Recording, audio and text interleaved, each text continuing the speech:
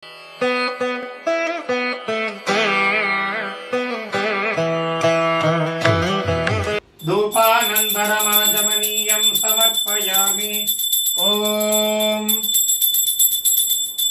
उद्दीप्यस्पजातवेदो भग्नन्नरतिं मम पशोगश्च मह्यमावह जीवनं च दिशो दिश मानो हि गुंसीज्जातवेदो गामश्वं पुरुषं जगत् अबिभ्रदग्न आगहि श्रियामा परिपादय। दुर्गा लक्ष्मी सरस्वती स्वरूपिण्यै नमः। महासरस्वती देव्यै नमः। आज्य दीपं दर्शयामि।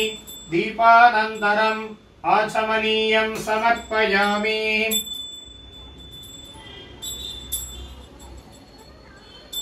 सांग्रहण्येष्यायजते इमान् जनतागं सङ्गृह्णानीति द्वादशारत्नीरशना भवति। द्वादशमासाः संवत्सरः संवत्सरमेवावरुन्धे मौञ्जी भवति। ऊर्ध्वै मुञ्जाः ऊर्जमेवावरुन्धे चित्रा नक्षत्रं भवति। चित्रं वा एतत्कर्म यदश्वमेधः समृद्ध्यै। दुर्गा लक्ष्मी सरस्वती स्वरूपिण्यै नमः। महासरस्वती देव्यै नमः। अलङ्कारदीपं दर्शयामि।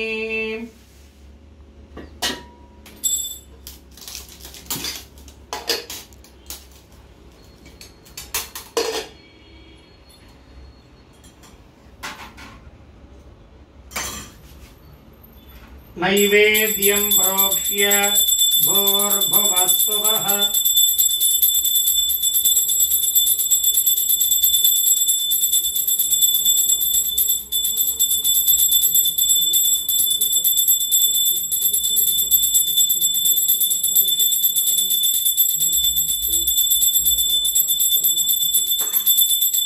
ॐ प्राणाय स्वाहा अपानाय स्वाहा ज्ञानाय स्वाहा उदानाय स्वाहा समानाय स्वाहा ब्रह्मणे स्वाहा।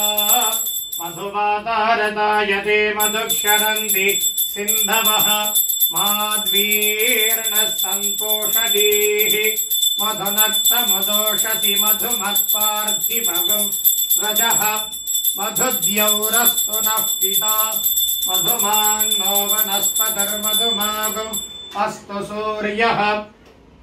माध्वीर्गावो भवन्तु नः। दुर्गा लक्ष्मी सरस्वती स्वरूपिण्यै नमः। महासरस्वती देव्यै नमः। ताम्बूलं कदलीफलं नारिकेलकण्ठद्वयं दाडिमीफलं नारङ्गफलं गुडान्नं तिन्त्रियान्नमेतत्सर्वम् अमृतं महानैवेद्यं निवेदयामि। अमृतापिधानमसि निवेद्यानन्तरम् आचमनीयं समर्पयामि। भूर्भुवस्सुवः। पूगीफलसमायुक्तं नागवल्लितलेर्युतं कर्पूरचूर्णसंयुक्तं ताम्बूलं प्रतिगृह्यताम्। दुर्गा लक्ष्मी सरस्वती स्वरूपिण्यै नमः। महासरस्वती देव्यै नमः। ताम्बूलं समर्पयामि। बहुग्वै बह्वश्वायै बह्वजा विकायै बहुव्रीहिजवायै बहुमाश तिलायै बहुहिरण्यायै बहुहस्तिकायै बहुदासपूरुषायै रजिमत्यै पुष्टिमत्यै बहुराजस्पोषायै राजास्तु। कात्यायनाय विद्महे कन्याकुमारी धीमहि तन्नो दुर्गिः प्रचोदयात्।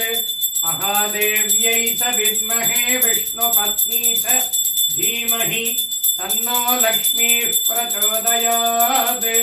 वाग्देव्यै च विद्महे ब्रह्मपत्नी च धीमहि तन्नो वाणी प्रचोदयात्। दुर्गा लक्ष्मी सरस्वती स्वरूपिण्यै नमः। महासरस्वती देव्यै नमः। कर्पूरनीराजनं दर्शयामि।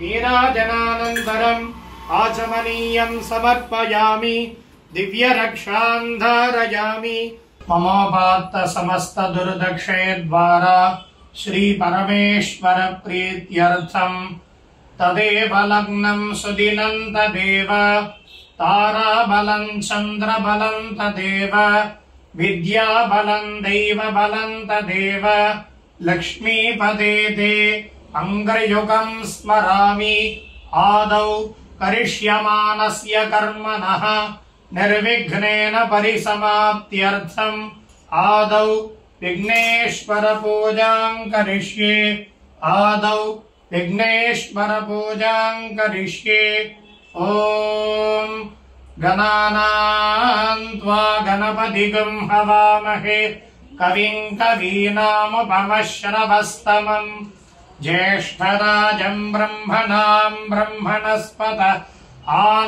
आनशृण्वन्नोतिभिः सीद सादनं भूर्भुवस्सुवरोम् अस्मिन् बिम्बे सुमुखं महागणपतिं ध्यायामि सुमुखं महागणपतिम् आवाहयामि महागणपतये नमः रत्नसिंहासनं समर्पयामि महागणपतये नमः पादयोः पाद्यं समर्पयामि महागणपतये नमः हस्तयोः अर्घ्यं समर्पयामि महागणपतये नमः मुखे आचमनीयं समर्पयामि महागणपतये नमः सर्वाङ्गे शुद्धोदकस्नानं समर्पयामि स्नानानन्तरम् आचमनीयं समर्पयामि महागणपतये नमः वस्त्रार्थमक्षतान् समर्पयामि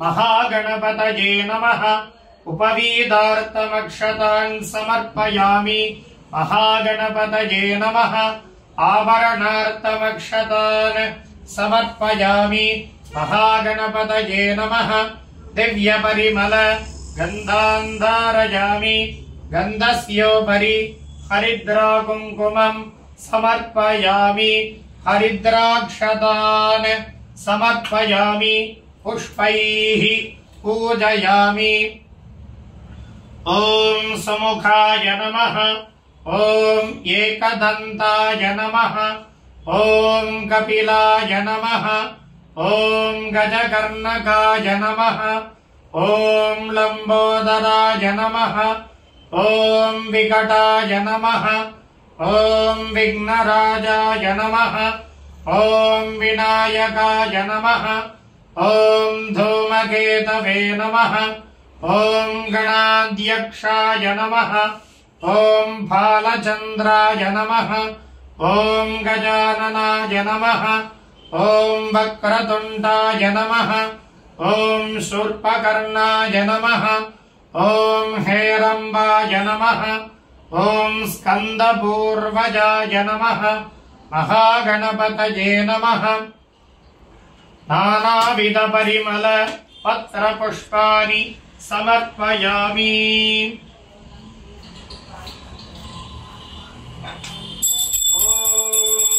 दशाङ्गं कुङ्कुलं धूपं सुगन्धं सुमनोहरम् आग्रेयः सर्वदेवानां धूपोऽयं प्रतिगृह्यताम् महागणपतये नमः सुगन्धधूपमाग्रापयामि धूपानन्तरम् आचमनीयं समर्पयामि नैवेद्यं प्रोक्ष्य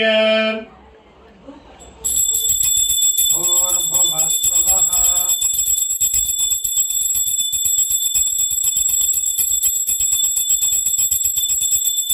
देवसवितः प्रसुभ सत्यन्वर्तेन परिषिञ्जामि अमृतोपस्तरणमसि ॐ प्राणाय स्वाहा अपानाय स्वाहा ज्ञानाय स्वाहा उदानाय स्वाहा समानाय स्वाहा ब्रह्मणे स्वाहा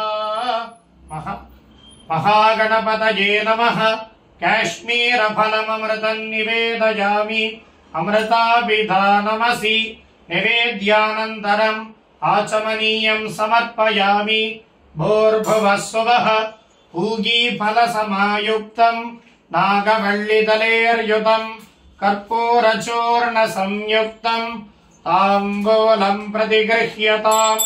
महागणपतये नमः। ताम्बूलम् समर्पयामि।